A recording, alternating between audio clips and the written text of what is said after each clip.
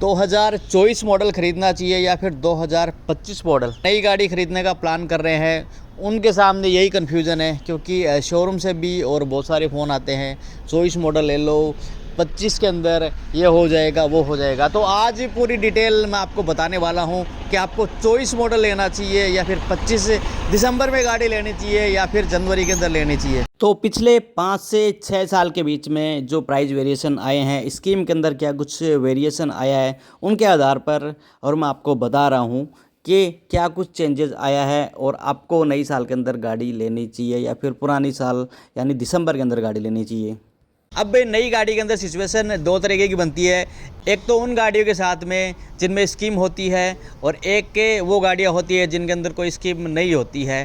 तो दोनों के बारे में जानते हैं। तो सबसे पहले जिन गाड़ियों के अंदर स्कीम होती है वो गाड़ी आपको लेनी चाहिए या नहीं लेनी चाहिए। तो सबसे पहले मैं आपको बता देता हूँ, जिन गाड़ियों के अंदर अच्छी खासी स्कीम है, 40 से 50 हज़ार रुपये तक की स्कीम है, तो वो गाड़ी भी आपको नहीं लेनी चाहिए।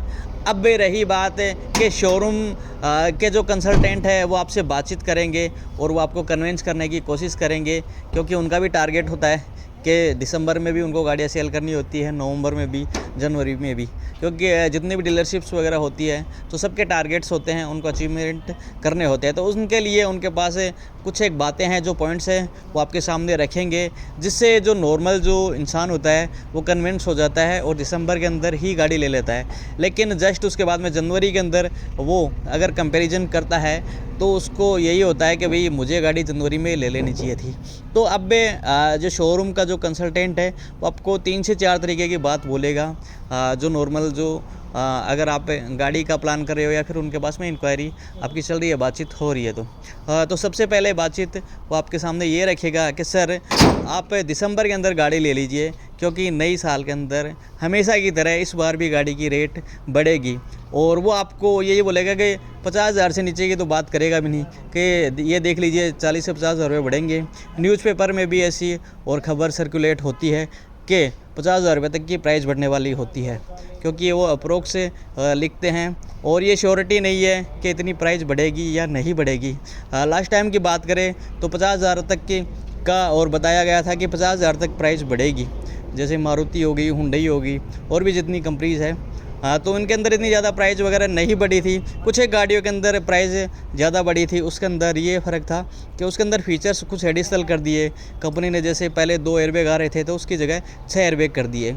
तो आपको कोई बोलता है कि नई साल के अंदर प्राइस बढ़ेगी तो आपको टेंशन लेने की ज़रूरत नहीं है, बढ़ेगी तो बढ़ जाएगी। मेरे हिसाब से ज़्यादा प्राइस 2 से 5 हज़ार रुपये तक बढ़ेगी, इससे ज़्यादा नहीं बढ़ेगी। कुछ एक लग्जरी गाड़ियाँ जो होती है जिनकी प्राइस 30 से 35 लाख रुपये, तो उसके अंदर प्राइस मेरे हिसाब से तो कुछ ज़्यादा बढ़ सकती है, 15 से 20 हज़ार के लगभग। और ये भी श्योरिटी नहीं है 100% के प्राइस बढ़ेगी।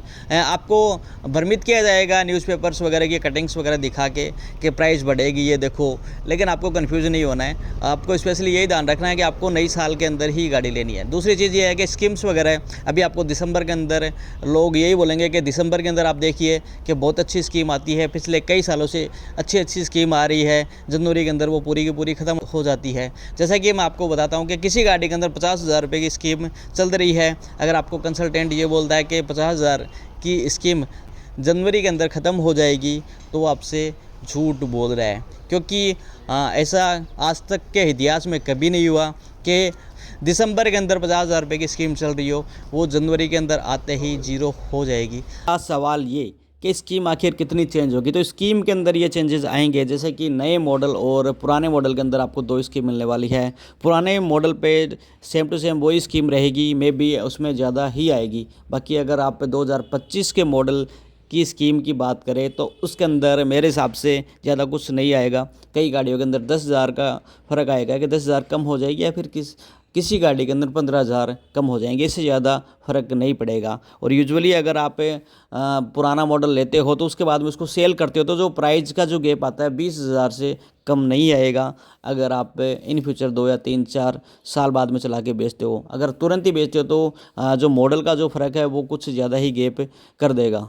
मान लीजिए अगर प्राइस वगैरह चेंज होती है या फिर स्कीम वगैरह चेंज होती है तो जनवरी के अंदर आपको 2 स्कीम मिलने वाली है, 24 मॉडल पे अलग और 25 मॉडल पे अलग। हर नई साल चेंज होते ही स्कीम है जो पुराने वाले मॉडल के ऊपर ज़्यादा आएगी, ना कि कम। तो आपको टेंशन लेने की ज़रूरत नहीं है। तो ये चीज़ आपको स्पेशली यही ध्यान रखनी है। इसके अलावा अगर आपके पास पे यूज्ड कार है तो सीधा सा जो सेल करने वाला है वो आपको यही बोलेगा कि भाई साहब आपकी जो गाड़ी है पुरानी वाली उसकी रेट कम हो जाएगी एक दिन के अंदर ही, क्योंकि मॉडल वगैरह पुराना हो जाएगा। तो आपको इसके बारे में भी घबराने की ज़रूरत नहीं है, क्योंकि प्राइस वही सिमिलरिटी मिल जाएगी। एक दिन के अंदर गाड़ी की प्राइस में कोई फ़र्क नहीं आता है 10 से 15 दिन की प्राइस में। अगर आप उनसे नेगोशिएशन करोगे तो वो उसी रेट में आपकी गाड़ी को एक्सचेंज कर लेंगे।